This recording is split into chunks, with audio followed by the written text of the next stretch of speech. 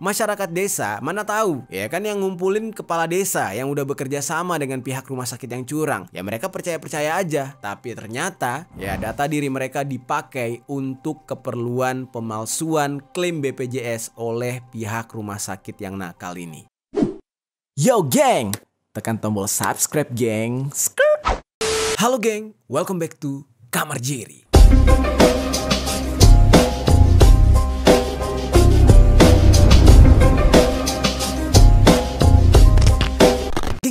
Beberapa hari lalu terbongkar sebuah kasus korupsi di Indonesia, yaitu mengenai korupsi BPJS Kesehatan, geng. Nah, gila banget ya. Belum kelar kasus korupsi timah sebanyak 271 triliun, tiba-tiba udah ada lagi kasus korupsi yang baru. Dan kasus korupsi BPJS ini ternyata nggak main-main. Pelakunya bukan lagi pejabat, tetapi justru pelakunya itu adalah ya segelintir orang atau pihak di mana mereka ini menjadi tempat kita menaruh harapan untuk hidup kita gitu. Kesehatan kita taruh di mereka. Ya, keselamatan nyawa kita taruh harapannya di mereka. Pokoknya mereka ini adalah salah satu unsur penting dalam kehidupan kita bermasyarakat. Nah, siapakah mereka? Ya, mereka adalah pihak rumah sakit. Dan gak main-main, ada 3 rumah sakit yang melakukan korupsi BPJS besar-besaran. Nah, gimana caranya mereka korupsi? Apa hak mereka sehingga mereka bisa melakukan korupsi tersebut? Nah, jadi geng, dikatakan ada 3 rumah sakit yang berbuat curang dengan mengklaim BPJS menggunakan klaim fiktif, yang mana klaim tersebut jumlahnya sampai ribuan. Jadi dengan kata lain ya, satu klaim BPJS itu kan mewakili 1 orang pasien. Nah, berarti dengan ribuan klaim tersebut mereka memalsukan sekitar 1000 pasien yang nggak pernah ada sebelumnya. Padahal seperti yang kita tahu ya, masih banyak pasien-pasien BPJS yang tidak mendapatkan haknya dan bahkan nggak diurus dengan alasan yang segala-gala macem lah gitu. Ya misalkan katanya nggak cukup kamar, terus pasiennya kebanyakan, dokternya juga kurang. Pokoknya pelayanan pasien BPJS di rumah sakit selalu dientar-entarin dengan alasan-alasan tertentu. Nah, ternyata di balik itu semua, ternyata ada rumah sakit yang berbuat curang dengan melakukan klaim fiktif, dengan memalsukan seolah-olah mereka menerima pasien BPJS, padahal enggak sama sekali. Bayangin tuh, geng. Dan seberapa banyak uang yang berhasil dikantongi oleh 3 rumah sakit tersebut. Nah, nanti kita bakal bahas, geng, tentang berapa jumlah yang berhasil mereka kantongi. Nah, lalu di video kali ini gue mau ngajak kalian buat ngebahas detail-detailnya gimana mereka bisa melakukan mega korupsi ini dan siapa saja yang terlibat di dalam kasus ini. Nah, di video kali ini kita bakal bahas secara lengkap. Langsung aja kita bahas di Permisi, peristiwa misteri dari berbagai sisi.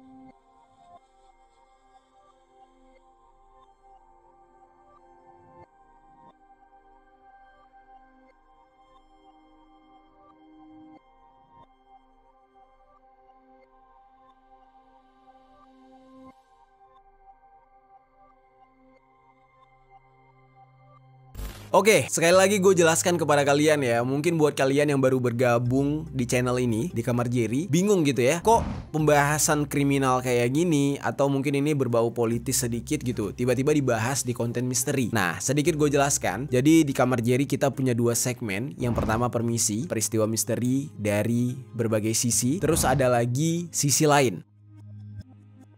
Nah, biasanya di Permisi kita bakal ngebahas hal-hal yang kontroversial, baik itu horor, kriminal, maupun hal-hal yang viral dan berbau politik tetapi memang ada kontroversinya. Nah, sementara di sisi lain biasanya kita bakal ngebahas hal-hal yang unik, keajaiban-keajaiban dunia, dan hal-hal yang bisa dikatakan ya berbeda gitu, langka. Nah, biasanya kita bakal bahas di sisi lain. Oke, semoga bisa dipahami. Oh ya, sebelum kita mulai ke kontennya, jangan lupa buat check out Gen Labs. Ini produk gua dan ini rasanya adalah watermelon bubble gum. Jadi seger banget. Langsung aja cek link Tokopedia-nya ada di kolom deskripsi. Kalau kalian udah check out, jangan lupa foto dan tag gue di Instagram jerrytaufik08. Oke? Sekarang kita mulai pembahasannya, geng. Kita langsung kepada judul utamanya, yaitu terbongkarnya kasus korupsi BPJS Kesehatan yang dilakukan oleh rumah sakit. Jadi geng, terbongkarnya kasus korupsi BPJS Kesehatan ini itu berawal dari monitoring atau pengawasan yang dilakukan oleh pihak KPK bersama dengan Kementerian Kesehatan atau Kemenkes, beserta juga Badan Pengawasan Keuangan dan Pembangunan atau BPKP. Lalu ada juga pihak BPJS Kesehatan sendiri. Berdasarkan keterangan dari Deputi Pencegahan dan Monitoring KPK yang bernama Pahala Nainggolan, pencatatan nominal yang tidak wajar itu ditemukan oleh KPK pada tahun 2018. Jadi di saat itu pihak KPK tuh kayak curiga gitu. Ini kok ada yang aneh ya dari jumlah klaim, dari pencatatan jumlah pasien dari beberapa rumah sakit gitu. Kayak nggak masuk akal. Dan ternyata memang praktik kecurangan tersebut sudah lama terjadi, sudah lama dilakukan oleh beberapa rumah sakit untuk mendapatkan cuan. Nah, kemudian di saat itu KPK yang sudah mulai menyadari mencoba untuk berkoordinasi dengan Kemenkes, BPKP dan juga pihak BPJS Kesehatan. Lalu mereka bersama-sama melakukan monitoring selama tahun 2023 terhadap 6 rumah sakit swasta yang dicurigai, yang dimana dari 6 rumah sakit tersebut ternyata ada 3 rumah sakit yang akhirnya ketahuan melakukan manipulasi klaim BPJS. Nah, sementara 3 rumah sakit lainnya diduga melakukan phantom billing atau membagikan tagihan palsu kepada BPJS Kesehatan. Buset, gila banget ya. Ini, aduh, kita harus percaya siapa lagi, geng. Aduh, gila ya. Nyawa kita tuh kita percayakan nih kepada lembaga ini nih, rumah sakit gitu. Tapi ternyata mereka juga berbuat curang. Sama pemerintah aja mereka curang, apalagi sama kita masyarakat kecil gitu kan. Waduh, makanya jujur aja ya, untuk saat ini tuh gue percaya dokter banget ya, karena kita manusia modern, gak mungkin percaya sama dukun, atau gak mungkin kita 80% percaya sama pengobatan alternatif lah gitu. Apalagi sekarang ya alat-alat canggih di dunia kedokteran kan semakin mempermudah untuk kita berobat. Tetapi jujur aja nih, gue lebih memilih untuk keluar negeri, lebih memilih untuk paling dekat aja deh, Malaysia gitu, untuk berobat, untuk bawa orang tua gue berobat atau adik-adik gue berobat, bahkan gue sendiri, gue lebih memilih untuk berobat di sana. Kenapa? Karena memang secara fasilitasnya ya, walaupun di sana mungkin nggak bisa pakai BPJS gitu, tapi ya pelayanannya beda banget. Nah, di negara kita sendiri sudah disediakan BPJS sama pemerintah, tetapi rumah sakitnya kayak gitu cara mainnya. Sedih banget, geng. Ya semoga ya dari 6 yang terbongkar ini cukup 6 itu aja gitu. Jangan sampai rumah sakit yang lain juga melakukan hal yang sama. Sedih banget rasanya. Nah, jadi geng, di dalam kasus ini kalau kita lihat ya, 6 rumah sakit yang berkasus ini semuanya itu bukanlah rumah sakit milik pemerintah, tetapi melainkan rumah sakit swasta. Modus yang dilakukan oleh pihak rumah sakit ini itu menggunakan modus manipulasi diagnosis dengan cara pihak rumah sakit menambahkan jumlah terapi atau jenis perawatan pasien sehingga harga tagihannya itu menjadi lebih mahal atau membengkak. Jadi misalkan nih, lo datang ke rumah sakit cuma flu doang gitu, atau cuma pusing doang palanya, tiba-tiba tuh ditambahin, oh ada TBC nih, ada ini kurang itu, pokoknya ditambah-tambahin. Nah, gunanya apa? Supaya si pasien tersebut menggunakan BPJS dan nantinya si rumah sakit ini bisa ngeklaim kalau ternyata ada nih pasien rakyat Indonesia yang mengalami penyakit yang kronis banget, banyak banget penyakitnya, dan pemerintah atau negara harus bayar ke rumah sakit tersebut menanggung semua biaya sakit yang diderita oleh si rakyat ini, gitu kan? Nah, padahal secara penanganan ya si pasien itu nggak ditangani sesuai dengan apa yang diklaim oleh pihak rumah sakit. Atau mungkin ya dilayani sesuai lah, misalkan ya ada tambahan fisioterapi, terus dia melakukan fisioterapi, padahal itu nggak perlu dilakukan. Jadi si rumah sakitnya itu menambahkan tindakan fisioterapi tadi supaya ya paket atau fasilitas fisioterapinya biar laku aja gitu. Ya tujuannya itu tadi, untuk mengklaim dan mendapatkan cuan. Lalu geng, untuk modus yang kedua yaitu phantom billing, itu adalah jadi pihak rumah sakit ini melakukan manipulasi atau rekayasa seolah-olah ada pasien BPJS yang mereka rawat, padahal pasien tersebut gak pernah dirawat di rumah sakit itu. Nah, ini lebih parah lagi nih geng. Jadi bedanya nih ya, kalau phantom billing ini pasiennya itu fiktif, gak ada sama sekali. Jadi berbeda sama yang tadi tuh, memalsukan klaim gitu. Kalau phantom billing ini bener-bener gak ada yang ditangani, gak ada yang dirawat, dan si pihak rumah sakitnya gak ngeluarin biaya apapun, penanganan apapun gak ada, tapi mereka bikin klaim, bikin yang namanya phantom billing tadi. Nah, kalau yang pertama tadi melebih-lebihkan nominal. Nah, kalau phantom billing ini lebih kepada penipuan mentah-mentah gitu, geng. Pasien yang nggak ada tiba-tiba minta duit. Lalu, geng, 2 dari 3 rumah sakit yang melakukan phantom billing ini diketahui berada di wilayah Sumatera Selatan dengan jumlah klaim yang mereka lakukan itu gede banget, sebesar 4 miliar rupiah dan 1 miliar rupiah. Nah itu untuk 2 rumah sakit. Nah lalu yang satunya lagi itu terletak di daerah Jawa Tengah dengan klaim paling banyak dibandingkan 2 rumah sakit yang ada di Sumatera Selatan tadi, yaitu sebesar 29 miliar rupiah. Gila tuh rumah sakit yang di Jawa Tengah tuh. Gila. Banyak banget penipuannya. Dan ketiga rumah sakit tersebut menyerahkan tagihan klaim sebanyak 4.341 kasus, padahal aslinya yang tercatat di dalam catatan medis mereka itu hanya ada 1.000 pasien. Jadi 3.000 sisanya itu pemalsuan atau fiktif yang diklaim oleh pihak rumah sakit melakukan pengobatan fisioterapi, tetapi sebenarnya nggak ada catatan medis dari 3.000 pasien tersebut kalau mereka memang melakukan fisioterapi. Gokil ya, 1.000 nih ya kan pasiennya. Kalau misalkan mau korupsi ya naik cepet kek. Ini tega banget sampai 3 kali lipat 3.000 loh dibikin. Berarti kan gila, rakus banget nih rumah sakit. Sementara untuk 3 rumah sakit yang melakukan manipulasi diagnosis ya kan, yang 3 rumah sakit lain itu menggunakan klaim untuk operasi katarak. Jadi dikatakan mereka ini memalsukan sebanyak 39 pasien katarak yang diambil sampelnya. Nah, di antara 39 pasien itu ternyata hanya ada 14 pasien aja yang dinyatakan layak untuk menjalankan operasi katarak. Tetapi yang diklaim oleh pihak rumah sakit tetap 39 pasien. Dan hal ini menyebabkan kerugian bagi BPJS Kesehatan sebesar 34 miliar rupiah. Nah, tapi ada juga informasi yang mengatakan kalau kerugiannya mencapai 35 miliar rupiah.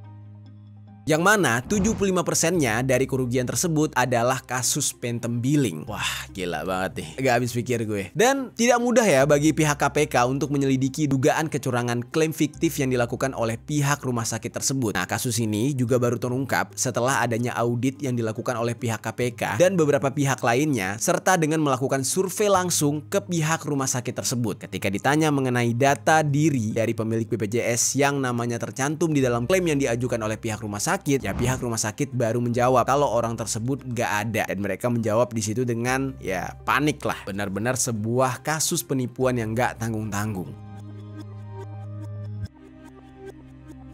Bahkan dikatakan ada pasien yang tidak mengetahui kalau data mereka dan BPJS Kesehatan milik mereka dipakai oleh pihak rumah sakit tanpa seizin dan sepengetahuan mereka, yang mana tujuannya adalah untuk mengajukan klaim palsu kepada pihak BPJS Kesehatan. Nah, jadi dengan kata lain, pihak rumah sakit yang seharusnya menyelamatkan nyawa pasien sekarang berubah wajahnya menjadi lembaga penipu. Tapi ingat, ini hanya oknum, gak semua rumah sakit, geng. Dan tadi ya, seperti yang gue bilang, ini rumah sakit swasta yang melakukannya, bukan rumah sakit pemerintah. Lalu geng, Pak Pahala Nainggolan itu mengatakan kalau dia meyakini kemungkinan besar praktik manipulasi tersebut bisa terjadi dengan melibatkan banyak pihak, mulai dari dokter sampai kepada para petinggi di setiap rumah sakit tersebut, karena nggak mungkin yang terlibat hanya dokter aja. Pasti ada keterlibatan dari petinggi di rumah sakit untuk bisa melegalkan praktik ini, karena kalau misalkan ya nggak melibatkan semua, pastinya nggak bakal lolos, nggak bakal bisa melakukan itu. Makanya hal seperti ini disebut dengan domino effect. Kalau satu ketahuan maka semuanya bakal terbongkar, dan ternyata benar.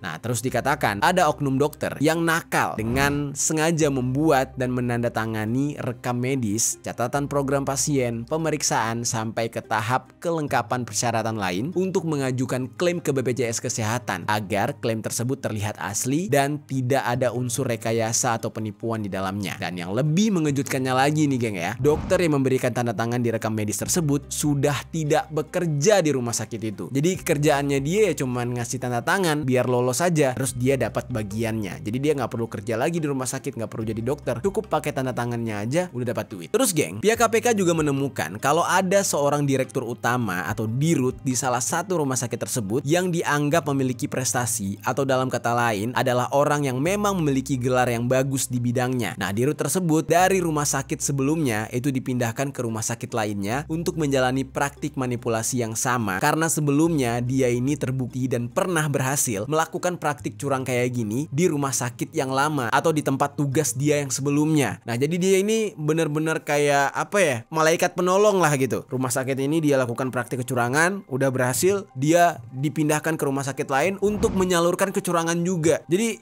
kacau banget gitu.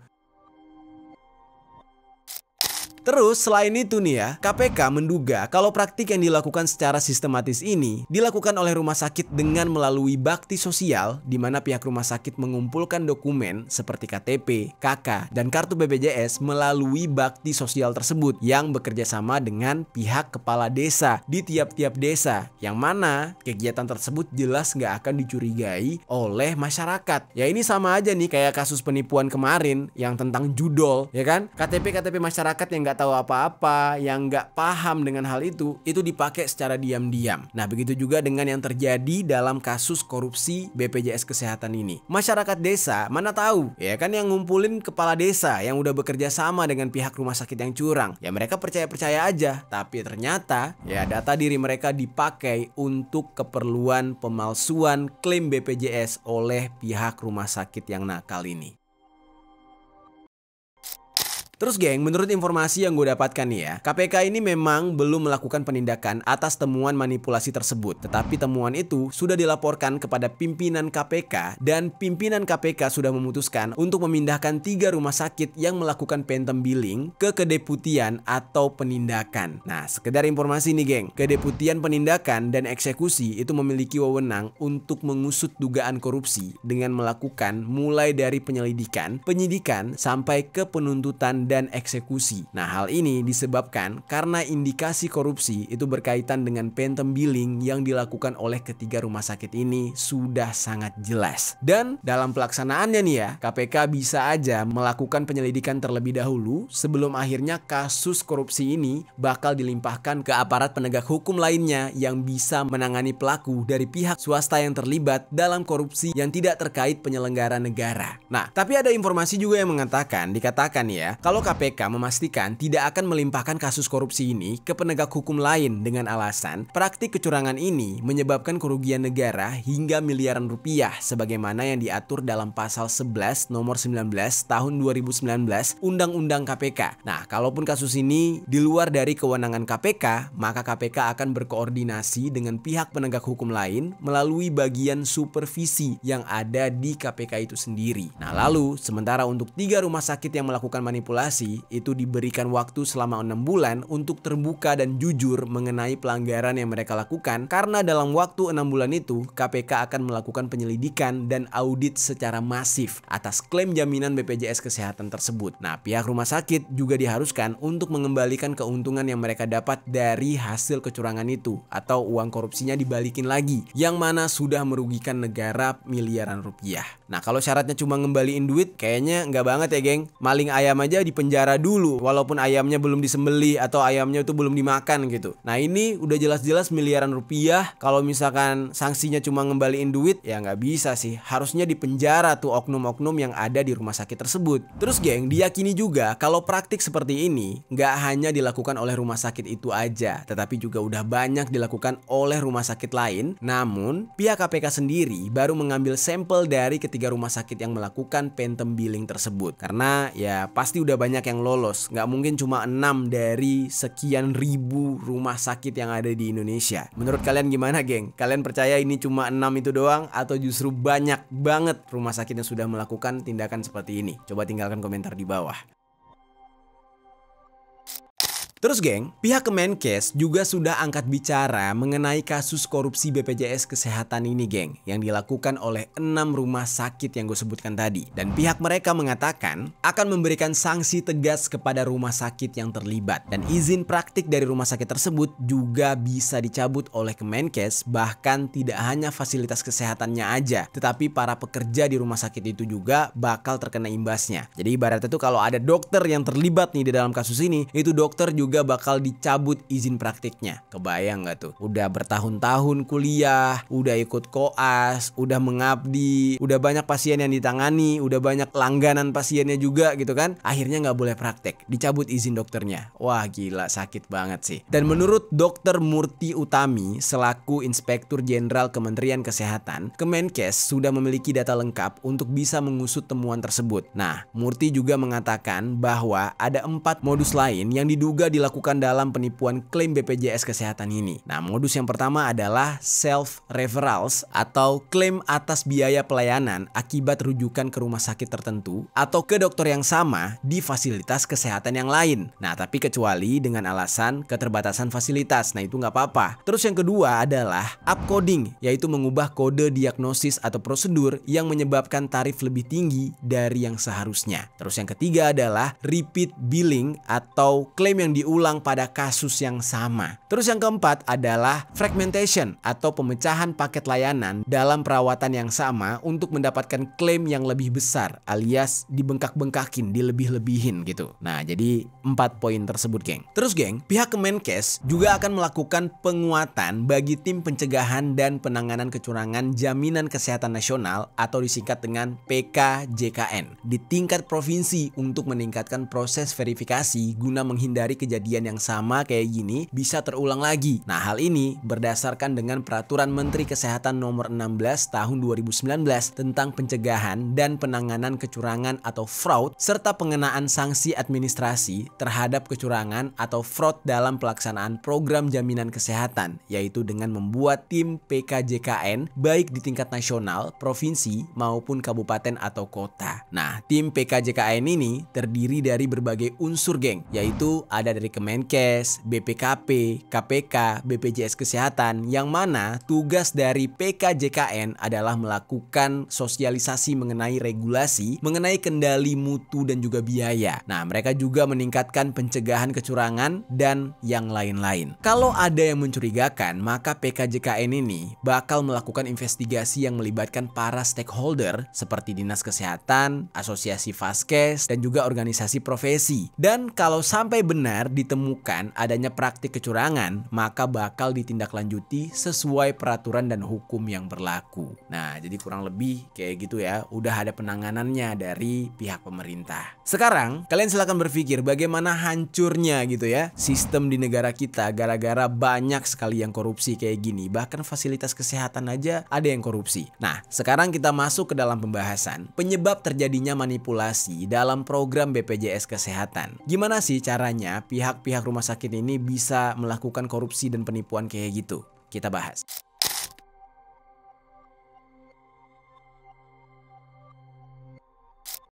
Jadi, geng, kalau tadi udah gue jelaskan mengenai kasus korupsi atas klaim BPJS Kesehatan dengan melakukan manipulasi diagnosis dan juga phantom billing, nah sekarang gue bakal membahas mengapa bisa terjadi kasus korupsi layanan kesehatan di Indonesia. Yang menurut gue nih ya, ini bisa memberikan sedikit edukasi buat kalian. Jadi gue mengambil informasi ini dari jurnal ilmiah yang dibuat oleh seseorang yang bernama Hanefi Jasri. Terus ada Putih Aulia Rahma dan juga Eva Tirtabayu Hasri dari Fakultas Kedokteran Universitas Gadjah Mada. Jadi di dalam jurnal yang mereka buat ini dijelaskan kalau kecurangan dan penipuan dalam layanan kesehatan itu bisa terjadi karena beberapa sebab. Yang pertama, karena tenaga medis yang digaji rendah nih. Jadi tenaga medisnya tuh nggak sesuai dengan kinerja dan capeknya mereka. Terus yang kedua, karena kurang meratanya sistem layanan kesehatan dan beban layanan kesehatan. Nah, terus yang ketiga, karena penyedia layanan tidak memberi insentif yang memadai. Terus yang keempat, kekurangan pasokan peralatan medis. Lalu yang kelima, karena inefisiensi dalam sistem. Terus yang keenam, karena kurangnya transparansi dalam fasilitas kesehatan. Lalu yang terakhir, karena adanya faktor budaya. Kacau. Faktor budaya, korupsi jadi budaya ya. Aduh. Terus, geng, di Indonesia sendiri sudah ada Peraturan Menteri Kesehatan Nomor 36 Tahun 2015 tentang pencegahan kecurangan atau fraud dalam Program Jaminan Kesehatan Nasional atau JKN pada Sistem Jaminan Sosial Nasional atau disingkat dengan SJSN sebagai dasar hukum untuk menghindari kecurangan terhadap layanan kesehatan di Indonesia yang resmi berlaku pada bulan Oktober tahun 2015. Nah, di dalam peraturan ini sudah mencakup kegiatan-kegiatan yang berkaitan dengan membangun kesadaran, pelaporan, deteksi, investigasi sampai ke tahap pemberian sanksi. Nah, tapi menurut jurnal tersebut, kecurangan terhadap layanan kesehatan ya tetap aja terjadi dan memang sudah lama terjadi di Indonesia. Berdasarkan data yang dibuat oleh KPK aja nih ya, hingga bulan Juni tahun 2015 sudah terdeteksi potensi kecurangan dari 175.774 klaim fasilitas kesehatan rujukan tingkat lanjut atau disingkat dengan FKRTL NPL dengan nilai, wah ini fantastis banget. Kalian bayangkan nilainya nih ya, sebesar 440 miliar rupiah.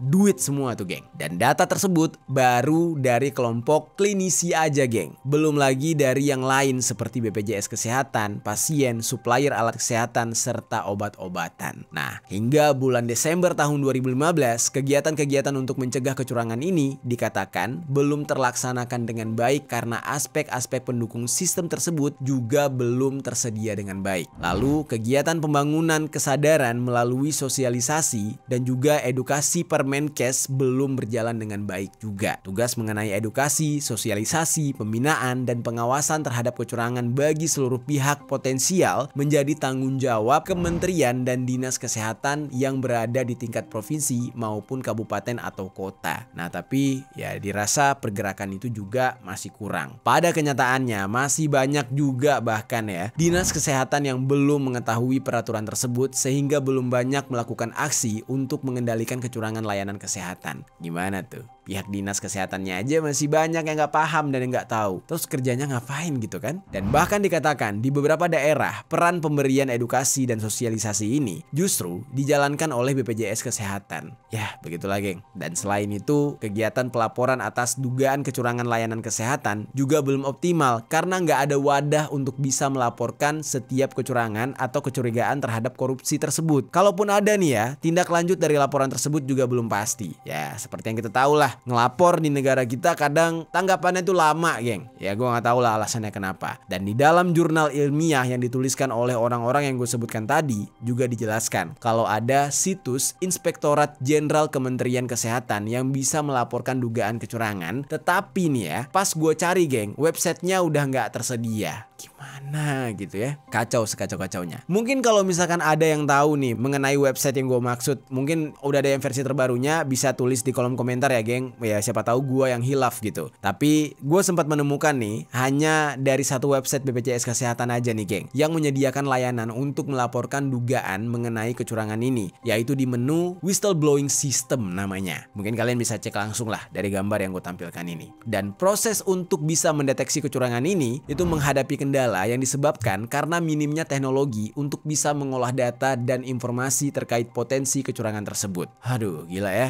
Kendalanya karena minim teknologi. Katanya Indonesia mau jadi Indonesia emas tahun 2045.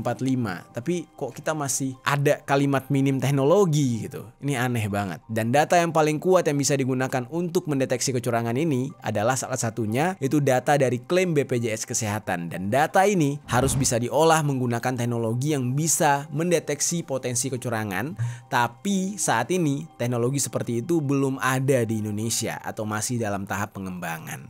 Aduh, mana pernah lagi ya data-data kita yang di BPJS ini tembus atau jebol gara-gara dihack sama hacker. Terus sekarang ngomongin masalah teknologi yang belum mumpuni. Kita ini sebenarnya negara berkembang apa negara tertinggal gitu kan? Aduh, jadi pertanyaan gitu sebagai rakyat. Dan untuk saat ini memang udah dibuat nih geng tim PKJKN yang gue sebutkan tadi, dan dengan harapan dibentuknya mereka bisa menangani kecurangan yang terjadi di fasilitas kesehatan. Lalu kemudian masih di dalam jurnal yang dituliskan oleh orang-orang yang gue sebutkan tadi, dikatakan mekanisme dari penerapan sanksi juga belum jelas, yang mana yang berwenang untuk memberikan sanksi adalah kementerian dan dinas kesehatan. Nah terus belum diketahui dengan pasti nih geng, apa udah ada pelaku dari kecurangan yang secara resmi diberikan sanksi baik kementerian maupun dari dinas kesehatan untuk saat ini. Yang salah satu bentuk dari sanksi yang udah dijalankan adalah pengembalian dana dari BPJS Kesehatan kepada fasilitas kesehatan maupun sebaliknya. Nah seperti yang gue jelaskan sebelumnya, kalau rumah sakit yang ketahuan curang atau korupsi itu harus mengembalikan dana korupsinya itu. Nah tapi nggak ada tindak pidana yang dikenakan kepada para pelaku kecurangan tersebut. Ya udah dibiarin aja gitu, udah ketahuan. Wah,